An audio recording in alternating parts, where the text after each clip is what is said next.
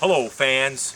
What you're about to hear and see is a true account, a true story, no embellishment, no lies. What you're about to see is Saint, the Final Days and Beyond, Part 3.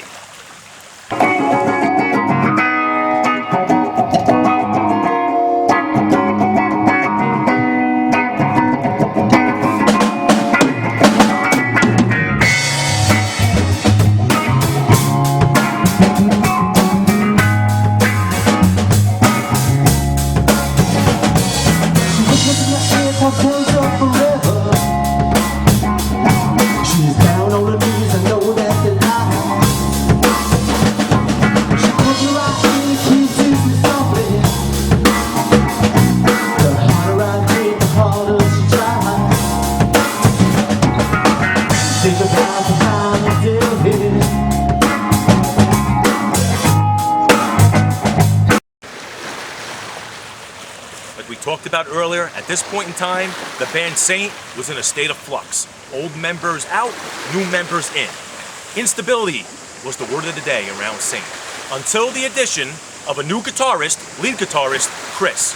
Chris was a mature veteran of playing rock and roll. He injected that into the band Saint. He took over kind of a musical direction when he joined the band. One of the first things he did was he cut the keyboard player. And then after that, he took care of the rhythm guitarist, Ben, and had him removed from the lineup. Ben was out of Saint.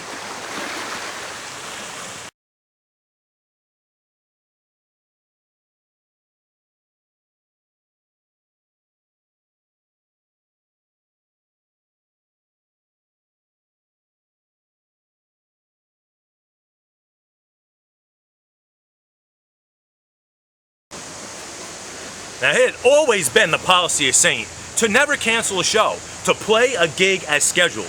Even when things happen, like the time when the drummer got a case of the stomach virus, he was in the bathroom all night, they needed somebody to come in and play. At the last minute, management went out and got a replacement player to come in and on a moment's notice was able to take over the drumming for that gig because Saint never disappointed the fans, always played every show scheduled.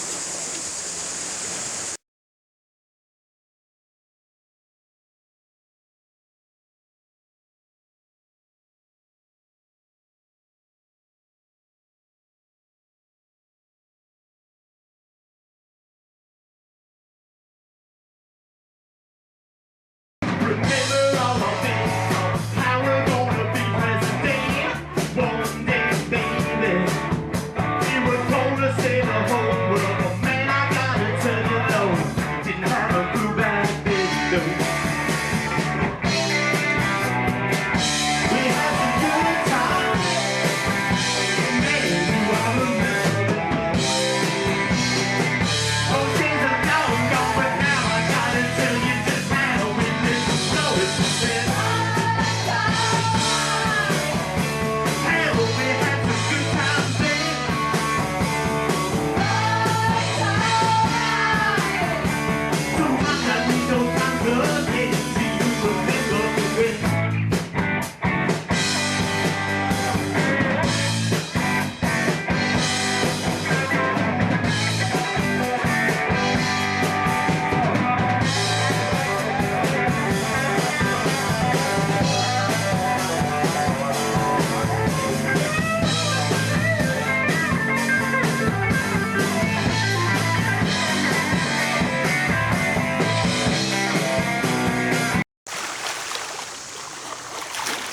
Then came the time, fans, when the bass player was leaving the band to go to college.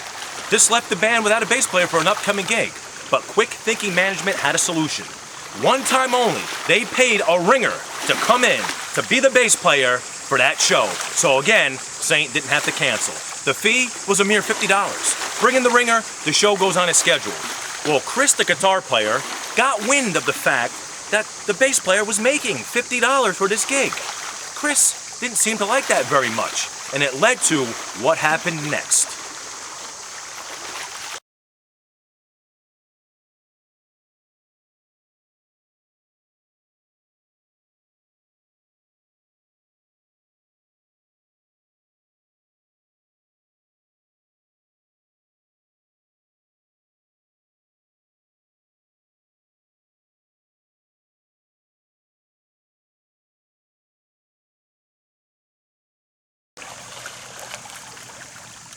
With Chris now out of the band, Saint was once again left with a void at lead guitarist. This is when Timothy Saint decided to take the bull by the horns and do something about it himself.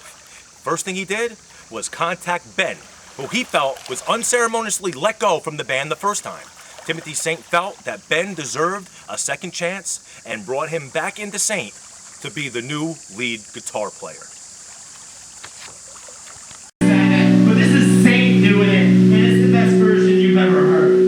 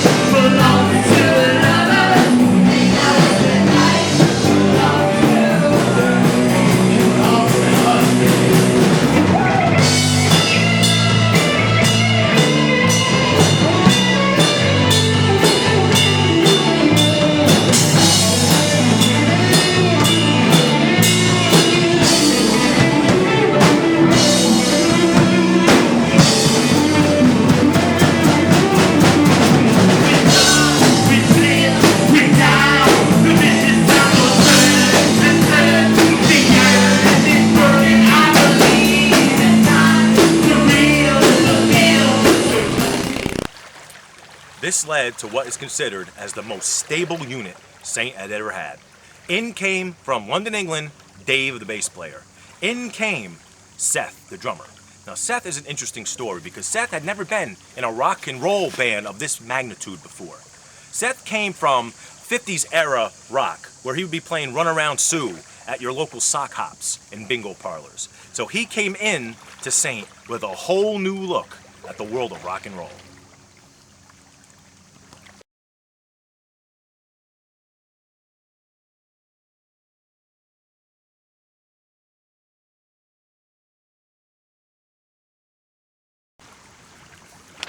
Now keep in mind, fans, Saint's policy was to never cancel a show. Well, just before a gig was about to be performed, about an hour or so before the gig, Ben got a hold of not Timothy Saint, not management, but he got a hold of Seth and told Seth that he wasn't going to be able to make the show. Remember, fans, Saint never cancels their shows. But Ben said he was not going to be able to make the show. Mind you, he didn't even call Timothy Saint, or he called the drummer, Seth, and told him, I can't make the show tonight because he claimed he had to take a bath.